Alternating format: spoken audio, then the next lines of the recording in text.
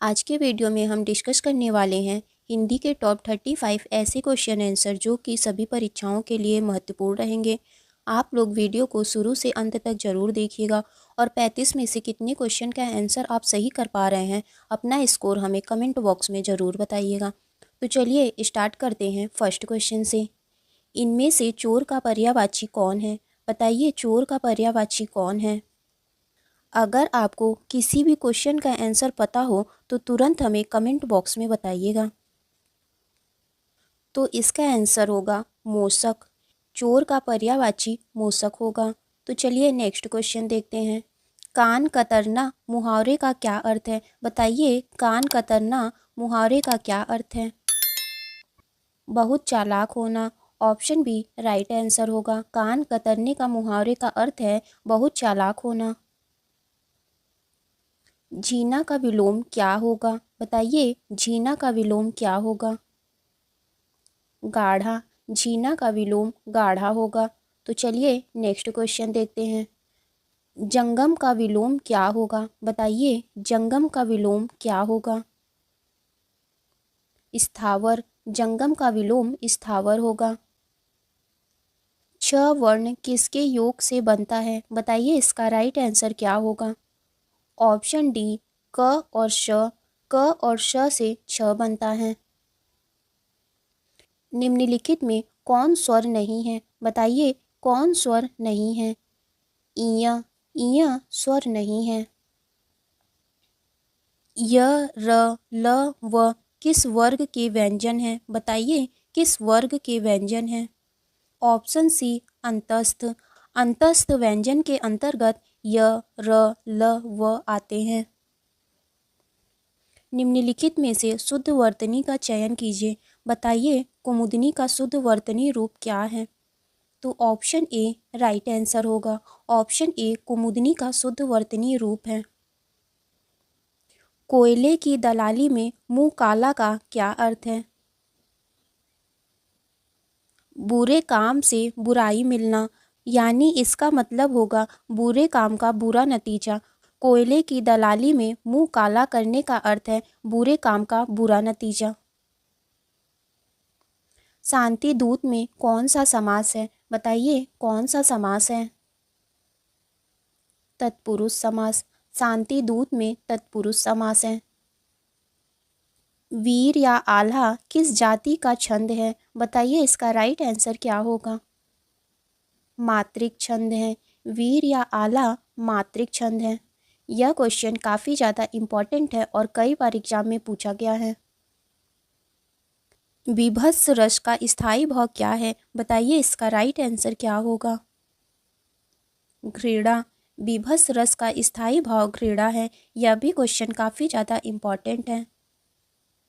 झंझावत किसका पर्यायवाची है? ऑप्शन ए तूफान का। झंझावत तूफान का पर्यायवाची है। धीवर किसका पर्यायवाची है? बताइए धीवर किसका पर्यायवाची है? केवट का। धीवर केवट का पर्यायवाची है। यह भी क्वेश्चन काफ़ी ज़्यादा इम्पॉर्टेंट है। रामायण का संधि रूप क्या होगा? बताइए इसका राइट आंसर क्या है? राम धन अयन। रामायण का संधि विच्छेद राम धन अयन है और यह दीर्घ संधि है। रमेश ने कहा कि मैं नेहा के गाल पर तमाचा मारूंगा। इस वाक्य में कर्ता कौन है? Option D Ramesh. रमेश ने कहा कि मैं नेहा के गाल पर तमाचा मारूंगा। इस वाक्य में कर्ता रमेश है। तो चलिए नेक्स्ट क्वेश्चन देखते हैं। मैं यह काम अपने आप ही कर लूँगा। इस वाक्य में आप क्या हैं? निजवाचक सर्वनाम। मैं यह काम अपने आप ही कर लूँगा। इस वाक्य में आप निजवाचक सर्वनाम हैं। तो चलिए नेक्स्ट क्वेश्चन देखते हैं। पंचानन में कौन सा समास है? बताइए इसका राइट आंसर क्या होगा? बहुव्रीहि समास है। पंचानन में बहुव्रीहि समास है। पंचानन का अर्थ होता है पांच है आनंद जिसके, यानी शिव जी। व्यायाम में कौन सी संधि है? बताइए व्यायाम में कौन सी संधि है? यड़ संधि। व्यायाम में यड़ संधि है। तो चलिए नेक्स्ट क्वेश्चन देखते हैं। इनमें से क्या कानन का पर्यायवाची नहीं है? बताइए कानन का पर्यायवाची कौन नहीं है?